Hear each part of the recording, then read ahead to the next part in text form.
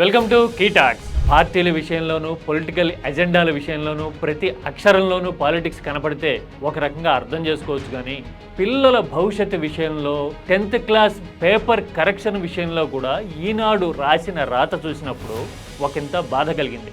ఈనాడు సంస్థల నుంచి వచ్చిన జర్నలిస్ట్గా నాకు ఇప్పటికీ ఉన్న ప్రత్యేకమైన అభిమానంతో ఈ మాట చెప్పాలనుకుంటున్నాను. విద్యా వ్యవస్థలో జగన్ అనుసరించిన విధానాలు, తెచ్చిన మార్పులు కూటమి ప్రభుత్వం మీద, ఇప్పటి విద్యా మంత్రి మీద రాజకీయంగా ఒత్తిడి పెంచుతున్నట్టుగా కనపడుతున్నాయి. అందుకోసమే ఏదో రకంగా రికార్డులు సృష్టించాము అని చెప్పుకోవడానికి చేస్తున్న ప్రయత్నాలు అభాసు పాలయ్యేలాగా చేస్తున్నాయా అనేదే ఇక్కడ interesting point.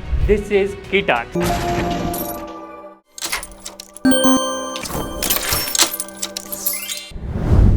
10th class paper correction మీద ఏపీలో గగ్గోలు పుడుతోంది.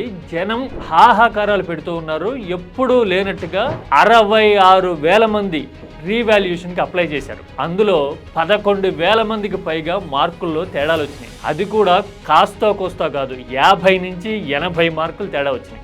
ఈ విషయం ఈనాడు కూడా ఒప్పుకుంది. అయితే పేపర్ కరెక్షన్లో ఇంత గందరగోళానికి కారణం ఏంటి? వేల మంది విద్యార్థుల భవిష్యత్తు మీద ప్రభావం ఎందుకు పడింది?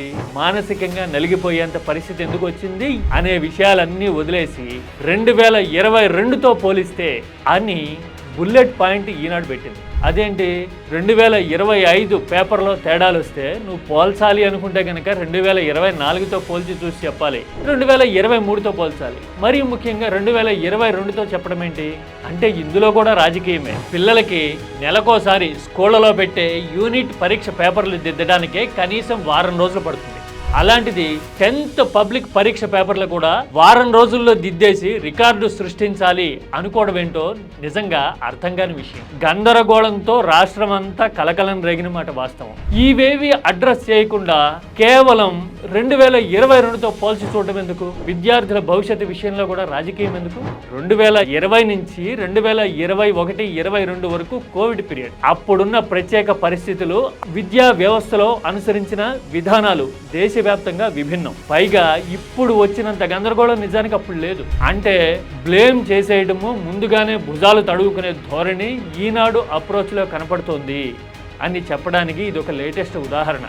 నిజానికి ఈనాడు బయాస్డ్గా ఉండటము, రాజకీయాలు చేయడము ముందు నుంచి ఉన్నదే. 83, 84లో అనుసరించిన ధోరణి గురించో, 95, 96లో పోషించిన పాత్ర గురించో మాత్రమే చెప్పట్లా. సమయం వచ్చినప్పుడు, ఎన్నికలు ఉన్నప్పుడు ఈనాడు రాజకీయాలు చేసేది, రాసేది. కానీ మిగతా సందర్భాల్లో న్యూట్రల్గా ఉన్నాము అని చెప్పడానికి అట్లీస్ట్ ప్రయత్నం చేసేది. 21 ఏళ్ళు, 22 ఏళ్ల నాడు ఈనాడులో కెరీర్ మొదలుపెట్టినప్పుడు ఈ విషయాలన్నీ దగ్గరగా చూసిన వాడిగా నాతో పాటు చాలా మందికి తెలుసు. కానీ ఇప్పుడు ఈనాడులో ఎందుకో పొలిటికల్ ఫ్రస్ట్రేషన్ కనబడుతోంది. ప్రతి విషయంలోనూ రాజకీయాన్ని ముందుగానే చూడడము, ఎవరినో డిఫెండ్ చేసేందుకు మంత్రి మీదో, వారసత్వం మీదో, పార్టీ మీదో ముద్ర పడిపోతుందేమో అని షీల్డ్ చేయడానికి, గోల్ కీపింగ్ చేయడానికి ట్రై చేయడం కనబడుతోంది.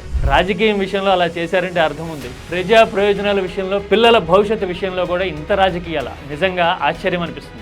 ఎవరికి ఇష్టమున్నా లేకపోయినా రాజకీయంగా విభేదించినా కానీ ఏపీ విద్యా వ్యవస్థలో జగన్ మార్క్ అనేది స్పష్టంగా కనపడుతుంది. నాడు నేడు విషయంలో కానీ, ఇంగ్లీష్ మీడియం స్కూల్స్ విషయంలో కానీ, లేదంటే గనక పిల్లల్ని చదివించడానికి తల్లులకి సాయం చేసిన అమ్మ ఒడి లాంటి పథకం విషయంలో కానీ జగన్ ఫినామినల్ ఇంపాక్ట్ చూపించాడు. మరి ఆ విషయం జనానికి అర్థమైన తర్వాత, గుర్తున్న తర్వాత అధికారంలోకి వచ్చిన వాళ్ళు ఆ విషయాన్ని దృష్టిలో పెట్టుకొని విద్యా వ్యవస్థని జాగ్రత్తగా హ్యాండిల్ చేయాలి. రెండోది, అదే విధంగా విద్యా వ్యవస్థలో జరిగే లోటుపాట్లని సుస్పష్టంగా చెప్పడానికి తెలివున్న మీడియా కూడా ప్రయత్నం చేయాలి. అలా కాకుండా ఇప్పటి తప్పుల్ని కప్పిపుచ్చడానికి, నాటి విధానాల్ని బ్లేమ్ చేయాలి అని ప్రయత్నించడం అనేది నిజంగా foolishness. This is key talks.